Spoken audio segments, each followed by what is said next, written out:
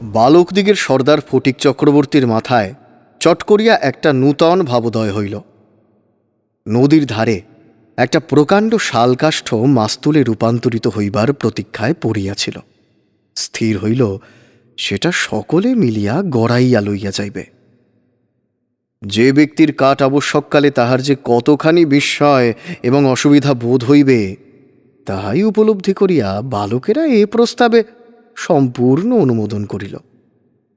কোমর বাঁধিয়া সকলেই যখন মনোযোগের সহিত কার্যে প্রবৃত্ত হইবার উপক্রম করিতেছে, এমন সময়ে ফটিকের কনিষ্ঠ মাখনলাল গম্ভীরভাবে সেই গুঁড়ির উপরে গিয়া বসিল। ছেলেরা তাহার এইরূপ উদার ও উদাসীন্য দেখিয়া কিছু বিমর্ষ হইয়া গেল। একজন আসিয়া ভয়ে ভয়ে তাহাকে একটু আধটু ঠেলিল, কিন্তু সে তাহাতে কিছুমাত্র বিচলিত হইল না। এই অকাল তত্ত্বজ্ঞানী মানব সকল প্রকার ক্রীড়ার অসারতা সম্বন্ধে নীরবে চিন্তা করিতে লাগিল। ফটিক আসিয়া আস্ফালন করিয়া কহিল, দেখ মার খাবি, এই বেলা ওঠ। সে তাহাতে আরও একটু নড়িয়া চড়িয়া আসনটি বেশ স্থায়ী রূপে দখল করিয়া লইল। এরূপ স্থলে সাধারণের নিকট রাজসম্মান রক্ষা করিতে হইলে অবাধ্য ভ্রাতার গণ্ডদেশে অনতি বিলম্বে এক চর কষাইয়া দেওয়া ফটিকের কর্তব্য ছিল। সাহস হইল না, কিন্তু এমন একটা ভাব ধারণ করিল যেন ইচ্ছা করিলেই এখনই উহাকে রীতিমতো শাসন করিয়া দিতে পারে, কিন্তু করিল না। কারণ পূর্বাপেক্ষা আর একটা ভালো খেলা তাহার মাথায় উদয় হইয়াছে, তাহাতে আর একটু বেশি মজা আছে।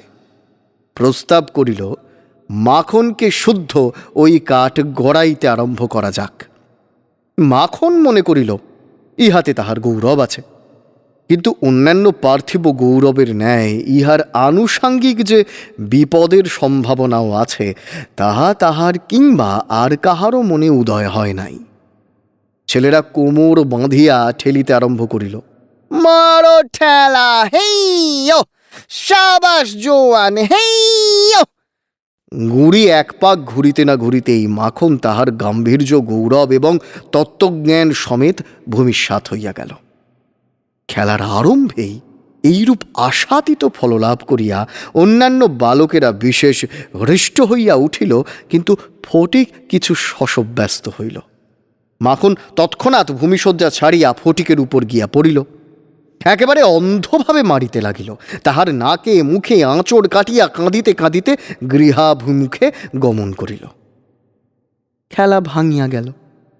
ফটিক গোটা কত কাশ উৎপাটন করিয়া লইয়া একটা অর্ধনিমগ্ন নৌকার গলুইয়ের উপর চড়িয়া বসিয়া চুপচাপ কাশের গোড়া চিবাইতে লাগিল।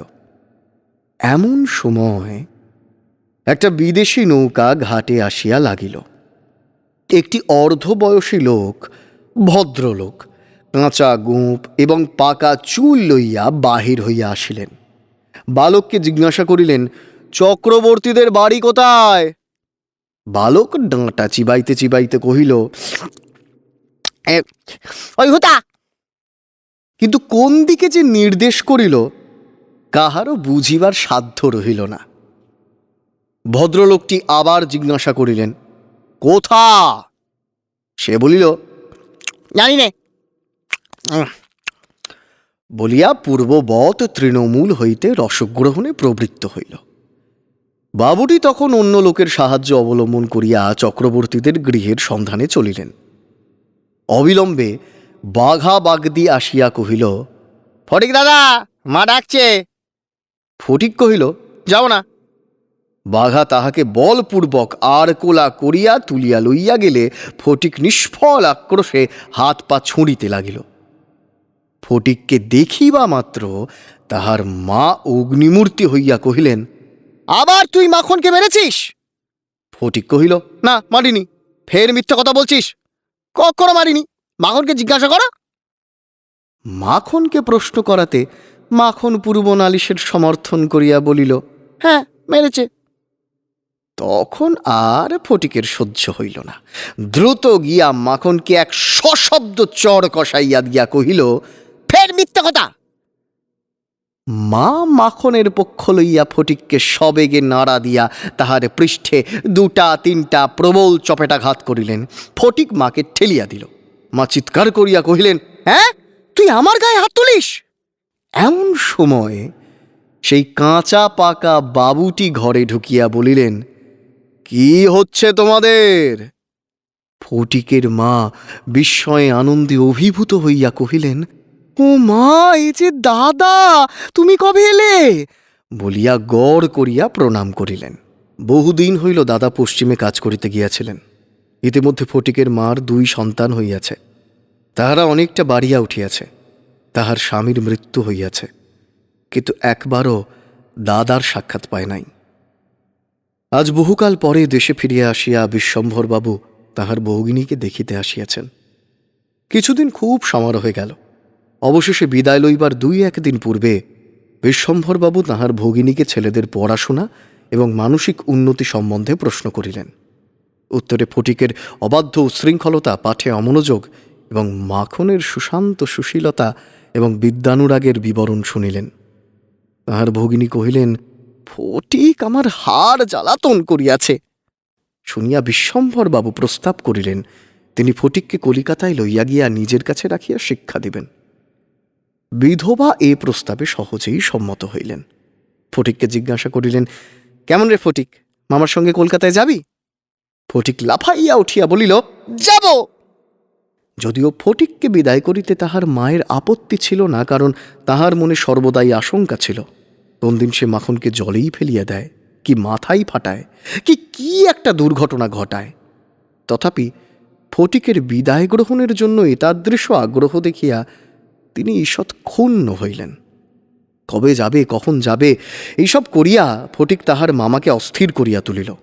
উৎসাহে তাহার রাত্রে নিদ্রা হয় না। অবশেষে যাত্রাকালে আনন্দের ঔদার্যবশত তাহার ছিপ, ঘুড়ি, লাটাই সমস্তই মাখনকে পুত্র পৌত্রাদিক্রমে ভোগ দখল করিবার পুরা অধিকার দিয়া গেল। কলিকাতায় মামার বাড়ি পৌঁছিয়া প্রথমত মামির সঙ্গে আলাপ হইল। মামি এই অনাবশ্যক পরিবার বৃদ্ধিতে মনে মনে যে বিশেষ সন্তুষ্ট হইয়াছিলেন তাহা বলিতে পারি না। তাহার নিজের 3টি ছেলে লইয়া তিনি নিজের নিয়মে ঘরকন্যা পাতিয়া বসিয়া আছেন।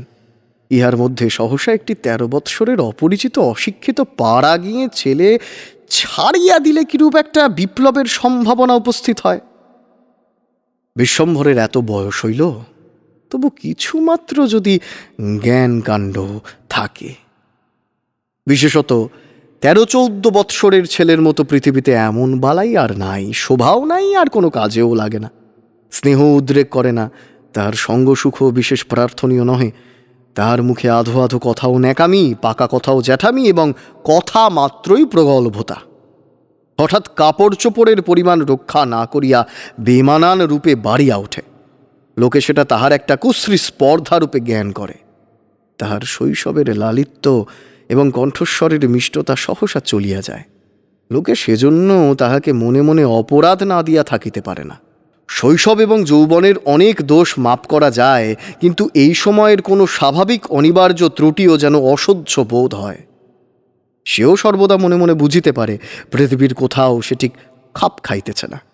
এই জন্য আপনার অস্তিত্ব সম্বন্ধে সর্বদা লজ্জিত ও ক্ষমা প্রার্থী হইয়া থাকে। অথচ এই বয়সেই স্নেহের জন্য কিঞ্চিত অতিরিক্ত কাতরতা মনে জন্মায়। এই সময়ে যদি সে কোনো সহৃদয় ব্যক্তির নিকট হইতে স্নেহ কিংবা সখ্য লাভ করিতে পারে, তবে তাহার নিকট আত্মবিকৃত হইয়া থাকে। কিন্তু তাহাকে স্নেহ করিতে কেহ সাহস করে না, কারণ সেটা সাধারণের প্রশ্রয় বলিয়া মনে করে। সুতরাং তাহার চেহারা এবং ভাবখানা অনেকটা প্রভুহীন পথের কুকুরের মতো হইয়া যায়। অতএব এমন অবস্থায় মাতৃভবন ছাড়া আর কোনো অপরিচিত স্থান বালকের পক্ষে নরক। চারিদিকের স্নেহশূন্য বিরাগ তাহাকে পদে পদে কাঁটার মতো বিঁধে। এই বয়সে সাধারণত নারী জাতিকে কোনো এক শ্রেষ্ঠ স্বর্গলোকের দুর্লভ জীব বলিয়া মনে ধারণা হইতে আরম্ভ হয়। অতএব তাহাদের নিকট হইতে উপেক্ষা অত্যন্ত দুঃসহ বোধ হয়। মামির স্নেহহীন চক্ষে এসে যে একটা দুর্গ্রহের মতো প্রতিভাত হইতেছে, এইটে ফটিকের সবচেয়ে বাজিত। মামি যদি দৈবাৎ তাহাকে কোনো একটা কাজ করিতে বলিতেন, তাহা হইলে সে মনের আনন্দে যতটা আবশ্যক তার চেয়ে ঢের বেশি কাজ করিয়া ফেলিত। অবশেষে মামি যখন তাহার উৎসাহ দমন করিয়া বলিতেন, ঢের হয়েছে, ঢের হয়েছে, ওতে আর তোমায় হাত দিতে হবে না, এখন তুমি নিজের কাজে মন দাওগে, একটু পরগে যাও, তখন তাহার মানসিক উন্নতির প্রতি মামির এতটা যত্নবাহুল্য তাহার অত্যন্ত নিষ্ঠুর অবিচার বলিয়া মনে হইত। ঘরের মধ্যে এইরূপ অনাদর ইহার পর আবার হাঁপ ছাড়িবার জায়গা ছিল না। দেয়ালের মধ্যে আটকা পড়িয়া কেবলই তাহার সেই গ্রামের কথা মনে পড়িত। প্রকাণ্ড একটা ধাউস ঘুড়ি লইয়া বৌ বৌ শব্দে উড়াইয়া বেড়াইবার সেই মাঠ, তাইরে নাইরে না করিয়া উচ্চৈশ্বরে স্বরচিত রাগিনী আলাপ করিয়া অকর্মণ্যভাবে ঘুরিয়া বেড়াইবার সেই নদী তীর, দিনের মধ্যে যখন তখন ঝাঁপ দিয়া পড়িয়া সাঁতার কাটিবার সেই সংকীর্ণ স্রোতস্বিনী, সেই সব দল বল উপদ্রব স্বাধীনতা এবং সর্বোপরি সেই অত্যাচারিণী অবিচারিণী মা অহর্নিশি তাহার নিরুপায় চিত্তকে আকর্ষণ করিত। জন্তুর মতো এক প্রকার অবুঝ ভালোবাসা, কেবল একটা কাছে যাইবার অন্ধ ইচ্ছা, কেবল একটা না দেখিয়া অব্যক্ত ব্যাকুলতা, গোধূলি সময়ের মাতৃহীন বৎসের মতো কেবল একটা আন্তরিক মা মা ক্রন্দন সেই লজ্জিত শঙ্কিত শীর্ণ দেহ সসুন্দর বালকের অন্তরে কেবলই আলোড়িত হইত। স্কুলে এত বড় নির্বোধ এবং অমনোযোগী বালক আর ছিল না। একটা কথা জিজ্ঞাসা করিলে সে হাঁ করিয়া চাহিয়া থাকিত। মাস্টার যখন মার আরম্ভ করিত তখন ভারক্লান্ত গর্ধবের মতো নীরবে সহ্য করিত। ছেলেদের যখন খেলিবার ছুটি হইত তখন জানালার কাছে দাঁড়াইয়া দূরের বাড়িগুলোর ছাদ নিরীক্ষণ করিত। যখন সেই দ্বীপ্রহর রৌদ্রে কোনো একটা ছাদে দুটি একটি ছেলে মেয়ে কিছু একটা খেলার ছলে ক্ষণেকের জন্য দেখা দিয়া যাইত, তখন তাহার চিত্ত অধীর হইয়া উঠিত। একদিন অনেক প্রতিজ্ঞা করিয়া অনেক সাহসে মামাকে জিজ্ঞাসা করিয়াছিল, মামা, মার কাছে যাব? মামা বলিয়াছিলেন, স্কুলের ছুটি হোক। কার্তিক মাসে পুজোর ছুটি, সে এখনো অনেক দেরি। একদিন ফটিক তাহার স্কুলের বই হারাইয়া ফেলিল। একে তো সহজেই পড়া তৈরি হয় না, তাহার পর বই হারাইয়া একেবারে নাচার হইয়া পড়িল। মাস্টার প্রতিদিন তাহাকে অত্যন্ত মারধর অপমান করিতে আরম্ভ করিলেন। স্কুলে তাহার এমন অবস্থা হইল যে তাহার মামাতো ভাইরা তাহার সহিত সম্বন্ধ স্বীকার করিতে লজ্জাবোধ করিত। ইহার কোনো অপমানে তাহারা অন্যান্য বালকের চেয়েও যেন বলপূর্বক বেশি করিয়া আমোদ প্রকাশ করিত। অসহ্য বোধ হওয়াতে একদিন ফটিক তাহার মামির কাছে নিতান্ত অপরাধীর মতো গিয়া কহিল, বই হারিয়ে ফেলেছি। মামি অধরের দুই প্রান্তে বিরক্তির রেখা অঙ্কিত করিয়া বলিলেন, বেশ করেছ, আমি তোমাকে মাসের মধ্যে 5 বার করে বই কিনে দিতে পারি নে। ফটিক আর কিছু না বলিয়া চলিয়া আসিল। সে যে পরের পয়সা নষ্ট করিতেছে এই মনে করিয়া তাহার মায়ের ওপর অত্যন্ত অভিমান হইল। নিজের হীনতা এবং দৈন্য তাহাকে মাটির সহিত মিশাইয়া ফেলিল। স্কুল হইতে ফিরিয়া সেই রাত্রে তাহার মাথা ব্যথা করিতে লাগিল এবং গা শিরশির করিয়া আসিল। বুঝিতে পারিল তাহার জ্বর আসিতেছে, বুঝিতে পারিল ব্যাম বাধাইলে তাহার মামির প্রতি অত্যন্ত অনর্থক উপদ্রব করা হইবে। মামি এই ব্যামোটাকে যে কিরূপ একটা অকারণ অনাবশ্যক জ্বালাতনের স্বরূপ দেখিবে তাহা সে স্পষ্ট উপলব্ধি করিতে পারিল। রোগের সময় এই অকর্মণ্য অদ্ভুত নির্বোধ বালক পৃথিবীতে নিজের মা ছাড়া আর কাহারও কাছে সেবা পাইতে পারে এরূপ প্রত্যাশা করিতে তাহার লজ্জা বোধ হইতে লাগিল। পরদিন প্রাতঃকালে ফটিককে আর দেখা গেল না। চতুর্দিকে প্রতিবেশীদের ঘরে খোঁজ করিয়া তাহার কোনো সন্ধান পাওয়া গেল না। সেদিন আবার রাত্রি হইতে মুষলধারে শ্রাবণের বৃষ্টি পড়িতেছে। সুতরাং তাহার খোঁজ করিতে লোকজনকে অনর্থক অনেক ভিজিতে হইল। অবশেষে কোথাও না পাইয়া বিশ্বম্ভরবাবু পুলিশে খবর দিলেন। সমস্ত দিনের পর সন্ধ্যার সময় একটা গাড়ি আসিয়া বিশ্বম্ভরবাবুর বাড়ির সম্মুখে দাঁড়াইল। তখনও ঝুপঝুপ করিয়া অবিশ্রাম বৃষ্টি পড়িতেছে। রাস্তায় 1 হাঁটু জল দাঁড়াইয়া গেছে। 2 জন পুলিশের লোক গাড়ি হইতে ফটিককে ধরাধরি করিয়া নামাইয়া বিশ্বম্ভরবাবুর নিকট উপস্থিত করিল। তাহার আপাদ মস্তক ভিজা, সর্বাঙ্গে কাদা, মুখ চক্ষু লোহিত বর্ণ, থরথর করিয়া কাঁপিতেছে। বিশ্বম্ভরবাবু প্রায় কোলে করিয়া তাহাকে অন্তঃপুরে লইয়া গেলেন। মামি তাহাকে দেখিয়াই বলিয়া উঠিলেন, কেন বাপু, পরের ছেলেকে নিয়ে কেন এ কর্মভোগ? দাও, ওকে বাড়ি পাঠিয়ে দাও। বাস্তবিক সমস্ত দিন দুশ্চিন্তায় তাহার ভালোরূপ আহারাদি হয় নাই, এবং নিজের ছেলেদের সহিত না হোক অনেক খিটমিট করিয়াছেন।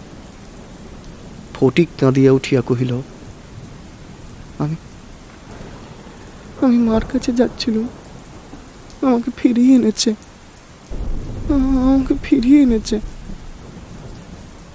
বালকের জ্বর অত্যন্ত বাড়িয়া গেল, সমস্ত রাত্রি প্রলাপ বকিতে লাগিল। বিশ্বম্ভরবাবু চিকিৎসক লইয়া আসিলেন। ফটিক তাহার রক্তবর্ণ চক্ষু একবার উন্মিলিত করিয়া কড়িকাঠের দিকে হতবুদ্ধিভাবে তাকাইয়া কহিল, মামা, মামা, আমার কি ছুটি হয়েছে? মামা, আমার ছুটি হয়েছে কি? বিশ্বম্ভরবাবু রুমালে চোখ মুছিয়া সস্নেহে ফটিকের শীর্ণ তপ্ত হাতখানি হাতের উপর তুলিয়া লইয়া তাহার কাছে আসিয়া বসিলেন। ফটিক আবার বিড়বিড় করিয়া বকিতে লাগিল, বলিল, মা, মা, আমাকে আমাকে মারিস নে মা, মা, আমাকে মারিস নে, সত্যি বলছি, আমি কোনো দোষ করিনি মা, আমার মারিস নি মা, আমি আমি আমি কোনো দোষ করিনি মা, মা, আমার মারিস নে মা। পরদিন দিনের বেলা কিছুক্ষণের জন্য সচেতন হইয়া ফটিক কাহার প্রত্যাশায় ফ্যালফ্যাল করিয়া ঘরের চারিদিকে চাহিল। নিরাশ হইয়া আবার নীরবে দেওয়ালের দিকে মুখ করিয়া পাশ ফিরিয়া শুইল। বিশ্বম্ভরবাবু তাহার মনের ভাব বুঝিয়া তাহার কানের কাছে মুখ নত করিয়া মৃদু স্বরে কহিলেন, ফটিক, তোর মাকে আনতে পাঠিয়েছি। ফটিক, মা আসছে। তাহার পরদিনও কাটিয়া গেল। ডাক্তার চিন্তিত বিমর্ষ মুখে জানাইলেন, অবস্থা বড়ই খারাপ। বিশ্বম্ভরবাবু স্তিমিত প্রদীপে রোগশয্যায় বসিয়া প্রতি মুহূর্তেই ফটিকের মাতার জন্য প্রতীক্ষা করিতে লাগিলেন। ফটিক খালাসিদের মতো সুর করিয়া করিয়া বলিতে লাগিল, এক পাও মেলে না, দু মেলে না, এক মেলে।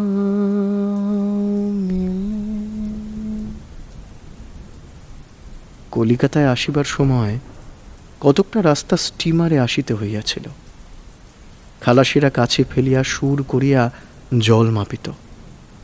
ফটিক প্রলাপে তাহাদেরই অনুকরণে করুণ স্বরে জল মাপিতেছে, এবং যে অকুল সমুদ্রে যাত্রা করিতেছে, বালক রশি ফেলিয়া তাহার তল পাইতেছে না। এমন সময় ফটিকের মাতা ঝড়ের মতো ঘরে প্রবেশ করিয়াই উচ্চ কলরবে শোক করিতে লাগিলেন। বিশ্বম্ভরবাবু বহু কষ্টে তাহার শোকোচ্ছ্বাস নিবৃত্ত করিলে তিনি শয্যার উপর আছাড় খাইয়া পড়িয়া উচ্চ ঈশ্বরে ডাকিলেন, ফটিক, ফটিক, সোনা আমার, মানিক আমার, ফটিক, ফটিক।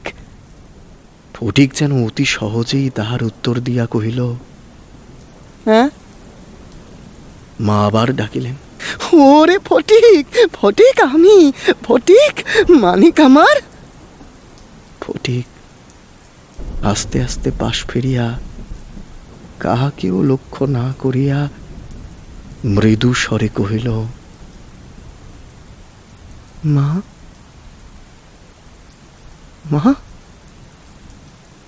আমার ছুটি হয়েছে মা, ছুটি।